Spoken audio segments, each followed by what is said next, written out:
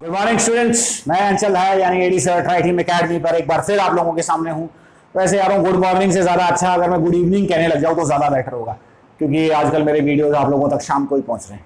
खैर टाइम की बात है, कोई फर्क नहीं पड़ता इन चीजों से।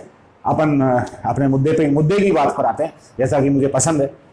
क्या है कि आज का जो मेरा वीडियो है वो थोड़ा लीक से हटकर इसलिए क्योंकि अब तक हम 12th का सिलेबस कर रहे थे। एक दिन का आराम देता हूं 12th के स्टूडेंट्स को। आज मैं कंपटीशन के स्टूडेंट्स के सामने कुछ क्वेश्चंस लेकर आया हूं, ताकि आज मैं लगभग 15-20 जितना भी हमें हमारे जो मेरा लेक्चर टाइम है उसके दौरान मुझे जितना भी टाइम मिलेगा उसमें जितने क्वेश्चंस करवा तो मैं कंपटीशन के क्वेश्चन कराऊंगा। ये क्वेश्चंस पूरे सिलेबस में से होंगे, किसी पर्टिकुलर टॉपिक में से नहीं होंगे। तो इसलिए जिनका सिलेबस कंप्लीट नहीं है घबराना मत, सिलेबस होगा, ठीक है। लेकिन बस मैं एक दिन बीच में देखना चाहता हूं कि मेरे जब मैं जिन कोचिंग्स में पढ़ाता था, जिन कोचिंग्स में स्टूडेंट्स थे, उनका कैसा रिस्पॉन्स आता है। क्योंकि उन लोगों की लगातार शिकायतें आ रही हैं कि गुरुजी कोचिंग वालों के लिए तो आप कुछ कर ही नहीं रहे, आप तो 12th वालों को पढ़ा रहे हो। तो आज का दिन कोचिंग वालों के नाम, ठीक है। तो आज मैं आप लोगों को कुछ क्वेश्चंस करवाऊंगा। इसमें हिंदी मीडियम और इंग्लिश मीडियम को मैं मिक्स लेके चल रहा हूँ, क्योंकि क्वेश्चंस में इतनी दिक्कत नहीं आती मुझे लैंग्वेज कन्वर्जन में। तो हम स्टार्ट करते हैं हमारे पहले क्वेश्चन से। Let's start. मेरा पहला क्वेश्चन आपको जो आया है, ये आपके एयरफोर्स का पेपर है, जो कि सैंपल पेपर्स हैं, मैंने कहीं से एक निकाला है, उसमें से अपन डिस्कस कर रहे हैं। मैं पहले हिंदी में पढ़ देता हूं क्वेश्चन को, then I will go through English. यदि दो वस्तुओं के बीच की दूरी r है तो उन वस्तुओं के बीच गुरुत्वाकर्षण बल समानुपाती होता है। If distance between two objects is r, then the gravitational force between the two is proportional to. Question को ध्यान से सुनेंगे। क्वेश्चन ये कह रहा है कि कोई भी दो चीजों के बीच की दूरी r है, डिस्टेंस कितनी है? r है। तो इन दोनों के बीच में जो ग्रेविटेशनल फोर्स लगेगा, जो गुरुत्वाकर्षण बल लगेगा, वो किसके समानुपाती या किसके डायरेक्टली प्रोपोर्शनल होगा, ठीक है। देन आपके ऑप्शंस क्या क्या हैं? Let's see. r, दूसरा ऑप्शन है r², तीसरा ऑप्शन है 1/r और चौथा ऑप्शन है 1/r²। और जो मेरे महान स्टूडेंट्स हैं जो डायरेक्ट आंसर पे तुक्का मारते हैं, वो बड़ी आसानी से आंसर लगा देंगे r², है ना। और यहीं पर आप मार खा जाओगे। बिल्कुल गलत। क्या फॉर्मूला होता है बेटा गुरुत्वाकर्षण फोर्स का? गुरुत्वाकर्षण या ग्रेविटेशन फोर्स का जो फॉर्मूला होता है वो होता है F बराबर capital G m1 m2 upon r²। यहां F जो है वो r² के तो व्युत्क्रमानुपाती यानी इनवर्सली प्रोपोर्शनल है, और 1/r² के डायरेक्टली प्रोपोर्शनल है। तो आपका आंसर क्या होगा? D option, 1/r²। पहला क्वेश्चन क्लियर है, ठीक है। अब देखो मेरे पास इतना बड़ा तामझाम नहीं है, डिजिटल बोर्ड नहीं है कि मैं क्वेश्चंस यहाँ पर एक तरफ चलते रहे और एक तरफ खटाखट मेरे सवाल चलते रहे, आंसर चलते रहे। अभी इतना जुगाड़ नहीं हुआ है, ठीक है। उसके लिए आप लोगों को बहुत मेहनत करनी पड़ेगी। सिर्फ हमें नहीं, सब्सक्राइबर बढ़ाने पड़ेंगे, वॉच टाइम बढ़ाना पड़ेगा।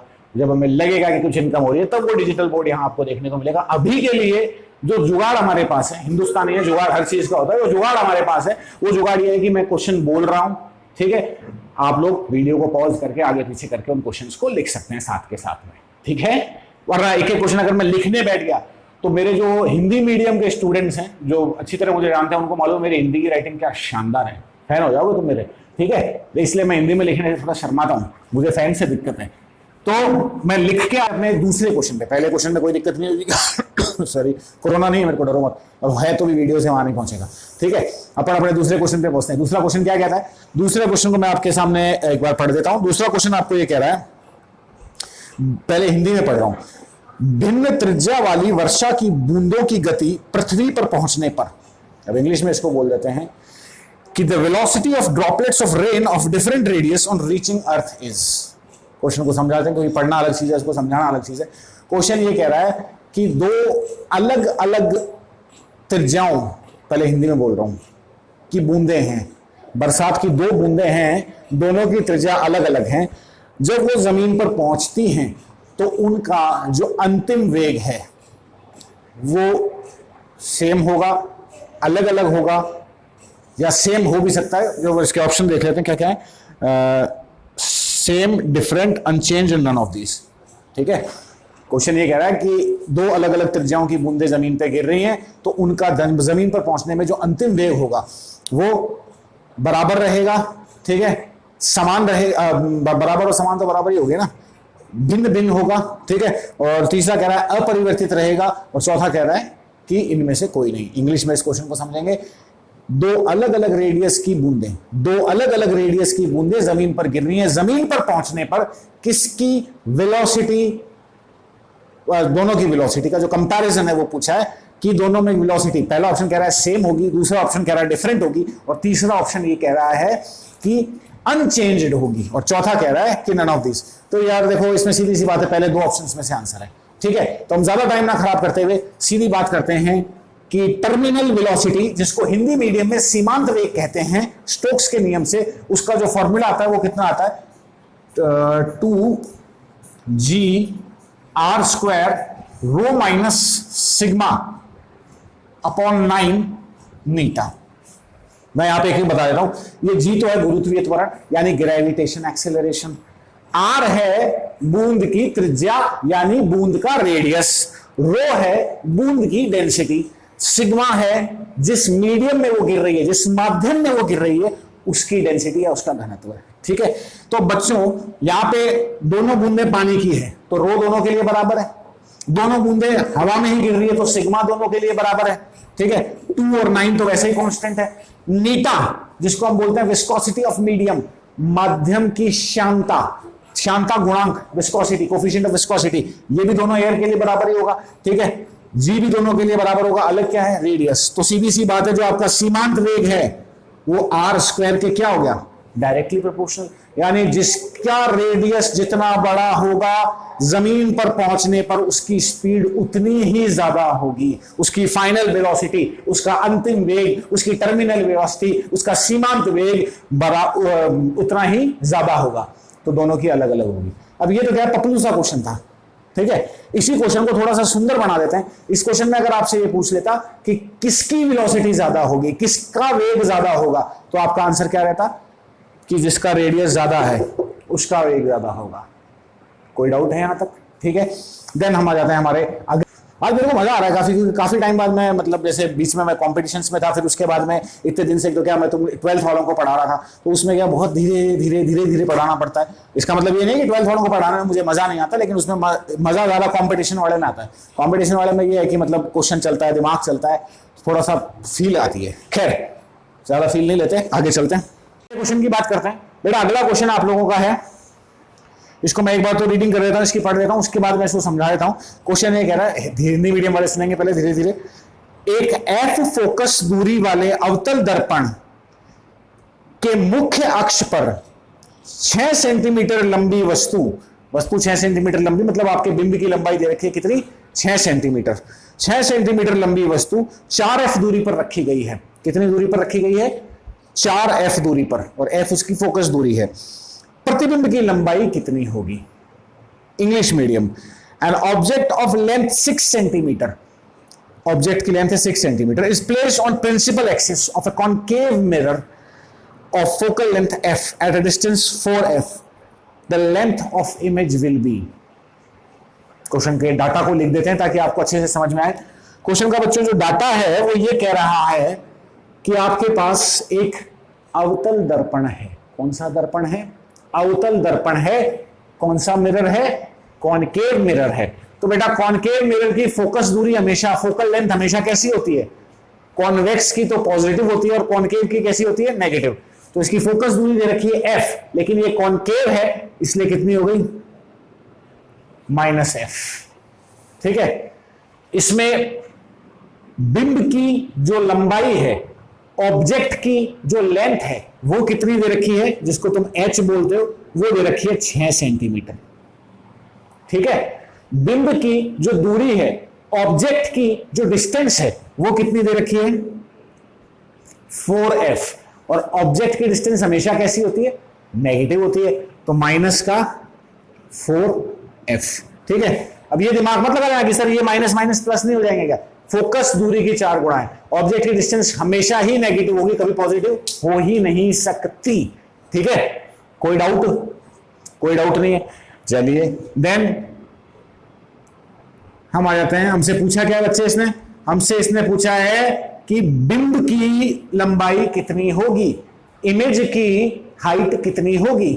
तो हम हमारे क्वेश्चन पे सीधा चलते हैं कि आप लोगों को एक फॉर्मूला पढ़ाया जाता है मैग्निफिकेशन का 12th क्लास में, आवर्धन का, h डैश बटे h। क्या पढ़ाया जाता है? h डैश बटे h बराबर माइनस v बटे u।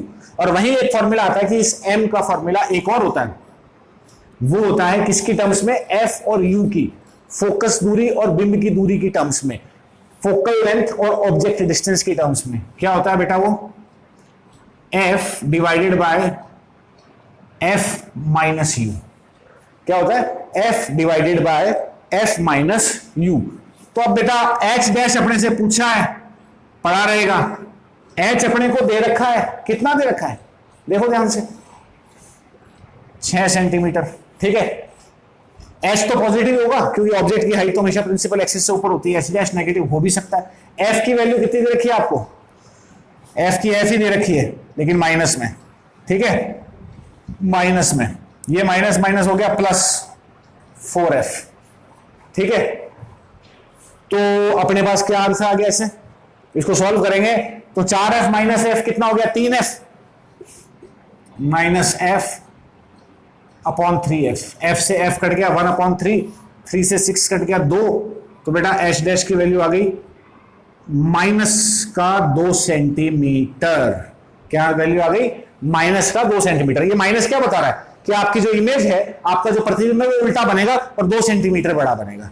ठीक है, तो इसमें जो आपके ऑप्शंस हैं उसमें 2 सेंटीमीटर, 12 सेंटीमीटर, 4 सेंटीमीटर और 1.2 सेंटीमीटर ऑप्शन है। तो इसमें आंसर क्या हो जाएगा? 2 सेंटीमीटर। माइनस का उसमें ऑप्शन में नहीं है। अगर ऑप्शन में 2 सेंटीमीटर और माइनस 2 सेंटीमीटर भी होता तो आंसर -2 हो जाता। ठीक है, समझ में आ गया? ये नहीं समझ में आ गया? नहीं, अगर नहीं समझ में आया तो कमेंट सेक्शन में मुझे बताएंगे प्लीज। ठीक है, देन अपन चलते हैं अपने अगले क्वेश्चन पर।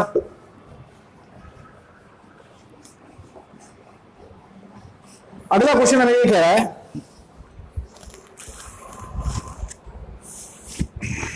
अगला क्वेश्चन हमें ये कह रहा है 1 ग्राम एवं 4 ग्राम द्रव्यमान के 2 कण समान रेखीय संवेग के साथ गतिमान है, इनकी गतिज ऊर्जाओं का अनुपात क्या होगा? 2 particles of mass 1 gram and 4 gram each are moving with equal linear momentum. The ratio of their kinetic energy will be. Simple सा क्वेश्चन है, बहुत सिंपल क्वेश्चन है। क्वेश्चन ये कह रहा है कि हमारे पास 2 अलग अलग बॉडीज हैं, एक का मास तो कितना है? कितना कितना बेटा? 1 ग्राम और 4 ग्राम। एक का मास तो कितना है? 1 ग्राम। दूसरे का मास कितना है? 4 ग्राम। ठीक है, इन दोनों का लीनियर मोमेंटम P बराबर mv, रेखीय संवेग P बराबर mv दोनों के लिए सेम है, लीनियर मोमेंटम दोनों का सेम है। तो बच्चा काइनेटिक एनर्जी का रेशियो क्या होगा? क्वेश्चन क्या कह रहा है कि काइनेटिक एनर्जी का रेशियो क्या होगा, गतिज ऊर्जाओं का अनुपात क्या होगा? बड़ी सिंपल सी बात है। आपको क्या दे रखा है बेटा? एक तो मास दे रखा है और एक मोमेंटम दे रखा है, द्रव्यमान दे रखा है और रेखीय संवेग दे रखा है। तो बेटा गतिज ऊर्जा का फॉर्मूला, काइनेटिक एनर्जी का फॉर्मूला क्या होता है? 1/2 mv², ऊपर नीचे m से गुणा कर दो तो ऊपर m² v² हो जाएगा p² और नीचे आ जाएगा m। ठीक है, क्वेश्चन ये कह रहा है p की वैल्यू दोनों के लिए सेम है। ठीक है, तो सीधी सी बात है, गतिज ऊर्जा द्रव्यमान के या काइनेटिक एनर्जी मास के व्युत्क्रमानुपाती यानी इनवर्सली प्रोपोर्शनल हो गई। तो k1 - k2 कितना हो जाएगा? दोनों के मास को उल्टा घुमा दो यानी 4:1। कोई बेटा ये जो काइनेटिक एनर्जी और मोमेंटम है, गतिज ऊर्जा और संवेग, इस पे खूब क्वेश्चन बनते हैं, खूब शानदार शानदार क्वेश्चन बनते हैं छोटे छोटे कंपटीशन लेवल पे, कि कभी किसी को सेम कर देते हैं, कभी किसी को सेम कर देते हैं। तो इसके लिए आपको बस ये कुछ एक फॉर्मूलेज हैं पता होना चाहिए। ऐसे और क्वेश्चंस भी देखेंगे अपन अपने आगे के सेक्शंस में। आपके दिमाग में कोई क्वेश्चन हो तो आप मुझे बता सकते हैं। मैं इस वीडियो क्या मैं यहां लिख देता हूं बेटा, ये जो है ना ध्यान से लिख लेना,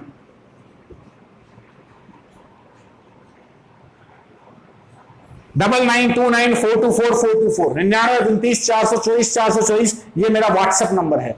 अगर आप लोगों को कोई भी क्वेश्चन पूछना है, कोई भी क्वेश्चन जिसमें दिक्कत आ रही है, जो नहीं समझ में आ रहा आप लोगों के पास कहीं से भी आया हो, तो आप इस नंबर पे मुझे व्हाट्सएप कर सकते हैं। उसका सॉल्यूशन अगले दिन के वीडियो में आपको मिल जाएगा। ठीक है, चलिए ज्यादा ये लिख लेना, वीडियो को पॉज करके लिख लेना इस नंबर को। आगे बढ़ते हैं।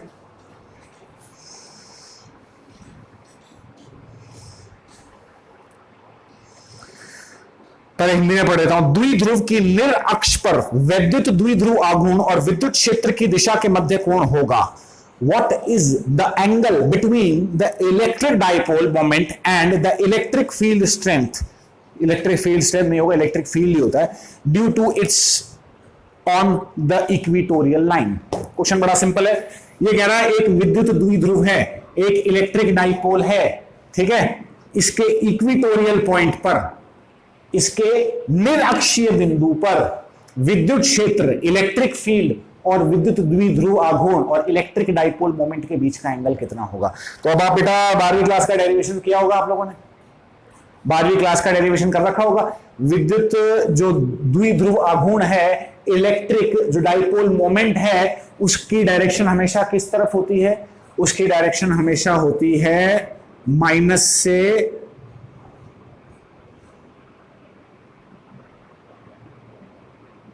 एक सेकंड, माइनस से प्लस की तरफ होती है, ठीक है, और ये वाली इस तरफ होती है। तो दोनों के ये इलेक्ट्रिक फील्ड है और ये आपका डाइपोल मोमेंट है, ठीक है। तो इन दोनों के बीच का एंगल कितना है? 180 डिग्री, 180 डिग्री आपके ऑप्शन में है। तो आंसर क्या हो जाएगा? 180 डिग्री, ठीक है। मिटा दूं इसको,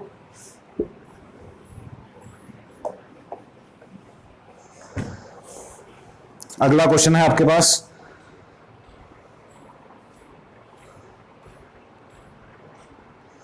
कैपेसिटर्स का एक सर्किट दे रखा है, उसके ऊपर क्वेश्चन है, मैं सर्किट बना देता हूं, देखेंगे। बहुत कॉमन क्वेश्चन है, कई कंपटीशन एग्जाम्स में आता है, बड़े आराम से समझेंगे इसको।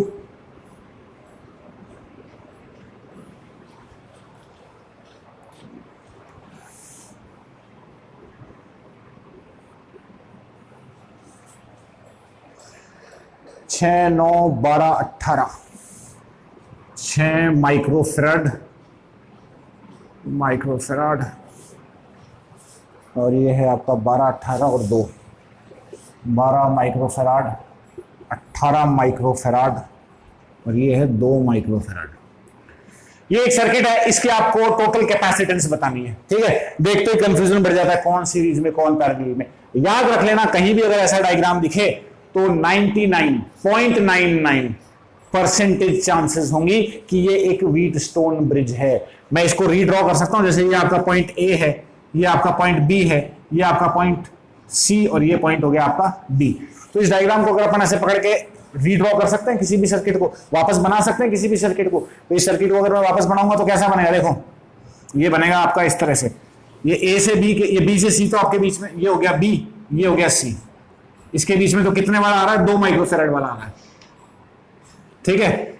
फिर अपन यहां पे ले लेते हैं ए और यहां ले लेते हैं डी।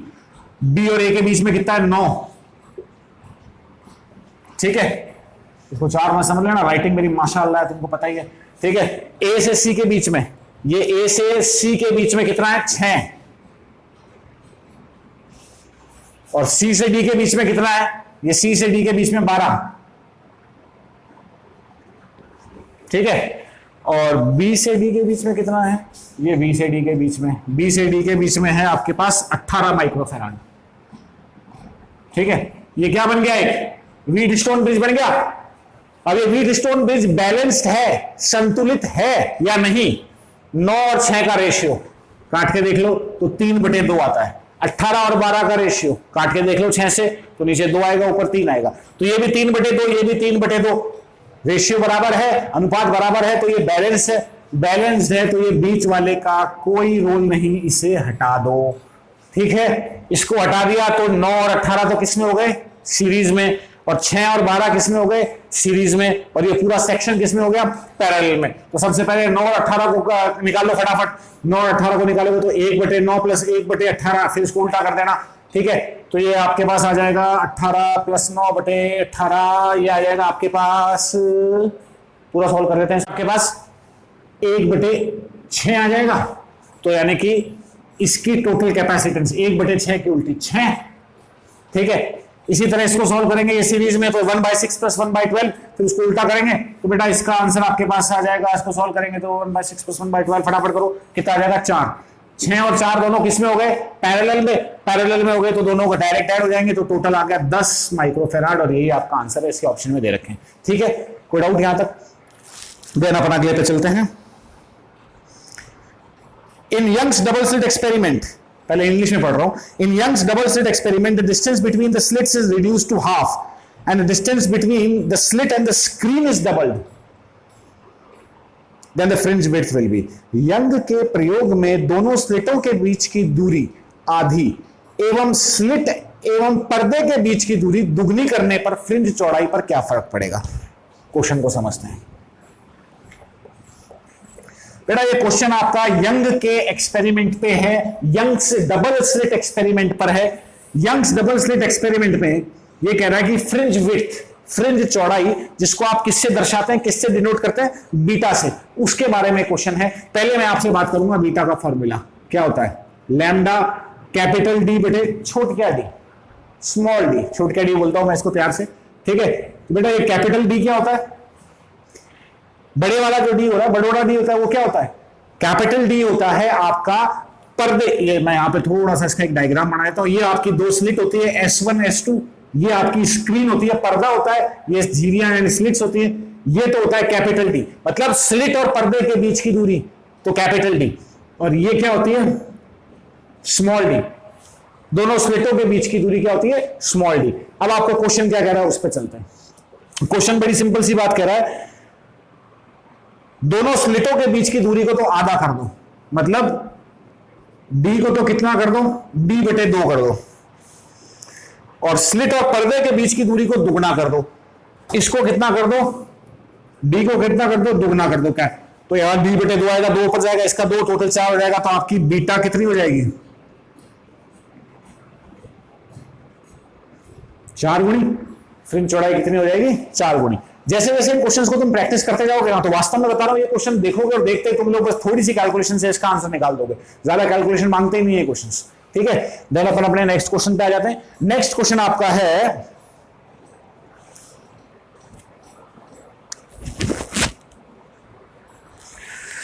ये है कुछ अच्छा क्वेश्चन देख लेते हैं। ज्यादा टाइम नहीं है अपने पास अभी, कि मेरा वीडियो ज्यादा बड़ा बन जाता है तो मैं उसको अपलोड करने में बहुत दिक्कत आती है बेटा।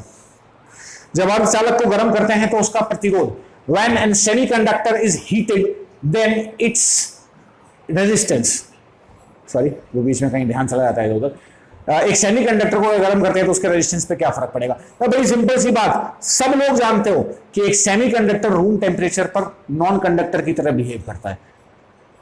एक अर्धचालक कमरे के तापमान पर कुचालक की भांति व्यवहार करता है। जैसे हम उसका टेम्परेचर बढ़ाते हैं, जैसे हम उसका तापमान बढ़ाते हैं, वो चालक की भांति व्यवहार करने लग जाता है, वो कंडक्टर की तरह बिहेव करने लग जाता है। यानी बड़ी सिंपल भाषा में, जैसे ही आप टेम्परेचर को बढ़ाओगे, किसको बढ़ाओगे? टेम्परेचर को बढ़ाओगे, तो टेम्परेचर को बढ़ाओगे तो आपके सेमीकंडक्टर की कंडक्टिविटी यानी चालकता बढ़ जाएगी। और इसने पूछा है प्रतिरोध यानी रेजिस्टेंस। अगर कंडक्टिविटी बढ़ रही है तो रेजिस्टेंस घट जाता है। या सीधी भाषा में, देसी भाषा में, सेमीकंडक्टर का रेजिस्टेंस तापमान के व्युत्क्रमानुपाती होता है। टेम्परेचर बढ़ेगा तो वो घटेगा, टेम्परेचर बढ़ेगा तो प्रतिरोध क्या होगा? रेजिस्टेंस क्या होगा? घटेगा, ठीक है। तो इसका आंसर हो जाएगा घटता है। हाँ, बाकी इसमें मुझे कोई और क्वेश्चन ऐसे दिख नहीं रहे। एक लास्ट क्वेश्चन ले लेते हैं इसका। आपके लास्ट क्वेश्चन है, बड़ा मस्त सा क्वेश्चन है। कुछ हो ये रहा। A particle executes SHM with a period of 6 seconds. A particle executes an SHM, मैं हिंदी में पढ़ूंगा, डरना मत है। A particle executes SHM with a time period of 6 seconds. SHM चल रहा है यहां, सिंपल हार्मोनिक मोशन, ठीक है। उसका टाइम पीरियड दे रखा है 6 सेकंड और एम्पलीट्यूड दे रखा है आपको 0.03 मीटर, ठीक है। इस मैक्सिमम स्पीड इज, उसकी मैक्सिमम स्पीड पूछी है। हिंदी में पढ़ देता हूं कि एक सरल आवर्त गति का आवर्तकाल तो है 6 सेकंड, उसका आयाम है 0.03 मीटर, तो उसके अधिकतम चाल या अधिकतम वेग क्या होगा। तो बेटा मैक्सिमम वेलोसिटी का फॉर्मूला क्या होता है, बड़ा सिंपल होता है। मैंने अच्छी खासी इसको जिन्होंने कोर्स पूरा कर रखा है अपने आप से, उन्होंने अपने तरीके से, और जिनको मैंने कोर्स पूरा करवा रखा है कोचिंग्स में, ऐसे भी बहुत से स्टूडेंट्स मुझे देख रहे होंगे, तो ये अपन ने अच्छी तरह याद किया ए ओमेगा। ठीक है, तो ये ए ओमेगा है, तो अपने पास दूसरी बात, ओमेगा का क्या फॉर्मूला होता है, ओमेगा का फॉर्मूला होता है 2 पाई एफ, या आप कह सकते हैं 2 पाई अपॉन कैपिटल टी। ठीक है, तो बेटा ए की जगह तो 0.03, ठीक है, ओमेगा की जगह 2 पाई बटे कैपिटल टी कितना है 6 सेकंड। इस पूरे को सॉल्व करोगे तो कितना आएगा, काटा पीटी कर लोगे, ये जीने कट जाएंगे यहां से, तो अपने पास आ जाएगा 2 से 2 कट जाएगा 100 पाई बटे 100 मीटर पर सेकंड। ऑप्शन में है पाई सेंटीमीटर पर सेकंड, तो इसको पाई बटे 100 मीटर पर सेकंड को सेंटीमीटर में बदलोगे तो आप उसको 100 से मल्टीप्लाई कर दोगे, तो आप ये भी कह सकते हो पाई सेंटीमीटर पर सेकंड। ठीक है, ये अपना आज का लास्ट क्वेश्चन था। ऐसे ही अगर आप लोगों को इस वीडियो में थोड़ा भी बहुत भी मजा आया होगा, देखो मैं इस वीडियो के रिस्पॉन्स पे ही डिसाइड करूंगा कि मुझे आगे ऐसे वीडियो बनाना है, या मेरा जो पुराना इलेक्ट्रोस्टैटिक्स या 11th 12th का कोर्स चल रहा है उसी को खींचना है, वो इस वीडियो के रिस्पॉन्स पे डिपेंड करता है। अगर रिस्पॉन्स नहीं आता तो फिर क्यों मैं बिना मतलब, मुझे मजा इन वीडियोज में ज्यादा आता है जिसमें मैं क्वेश्चंस करवाता हूं। ठीक है, मैंने आप लोगों को नंबर दे दिया है, तो कोई भी डाउट हो तो आप उस पर मेरे को मैसेज कर सकते हैं। Thank you.